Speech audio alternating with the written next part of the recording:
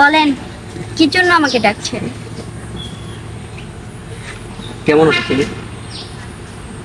আমি অনেক ভালো আছি। আমি জানি তুমি আমার সাথে অনেক রাগ করে আছো। আমি তোমার সাথে যেটাও করেছি সেটা আসলে খুব অন্যায়। তুমি বিশ্বাস করো, আমি সেটা ইচ্ছা করে করি না। সেদিন জানো আমার সাথে কি হয়েছিল?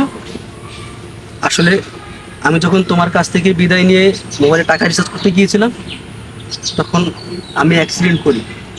আমাকে লোকজন ধরে নিয়ে হসপিটালে নিয়ে যায়। তারপরে আমি সেখানে প্রায় 1 বছর ছিলাম।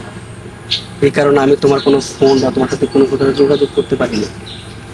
কিন্তু যখন তোমার থেকে উঠে আমি শুনলাম যে তোমার অন্য কারোর সাথে বিয়ে হয়ে গেছে, তুমি অন্য কাউকে নিয়ে খুব সুখে আছো, তখন আসলে আমি আর নিজেকে ধরে রাখতে পারিনি। যে মানুষটাকে আমি এতটা ভালোবেসেছি, যে মানুষটার জন্য আমার পুরো পৃথিবীটা আমি ছাড়তে রাজি ছিলাম, আজকে সেই মানুষটা আমার চোখের সামনে অন্যের জন্য হাত ধরে ঘুরতেছে। দেখো, দেখো রাফিয়া, আমি একটা আমি এটা মানতে পারতেছি না। দেখো, আমরা না একটা সময় দুজন ছোট্ট একটা সংসার করার স্বপ্ন দেখেছিলাম, আমাদের সেই স্বপ্নটাকে এখন বাস্তবায়ন করা যায় না। আমি না, বিয়ে তুমি তুমি কোনো কথা বলবো না। যা বলে